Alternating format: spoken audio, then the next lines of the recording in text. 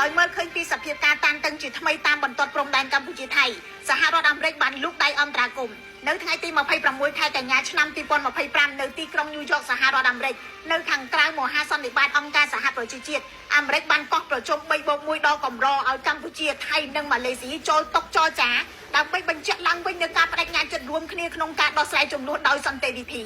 ជំនួបពិសេសនេះត្រូវបានដឹកនាំដោយអនុរដ្ឋមន្ត្រីការបរទេសអាមេរិកលោក Christopher Landu និងចូលរួមដោយលោកប្រាក់សុខុនរដ្ឋមន្ត្រីការបរទេសកម្ពុជាលោកស៊ីហាសាភួងកែតកែវរដ្ឋមន្ត្រីការបរទេសថៃនិងលោកមូហាម៉ាត់ហាសេនរដ្ឋមន្ត្រីការបរទេសម៉ាឡេស៊ីរដ្ឋមន្ត្រីការបរទេសកម្ពុជាលោកប្រាក់សុខុនមានប្រសាសន៍នៅថ្ងៃទី27ខែកញ្ញាឆ្នាំ2025ថា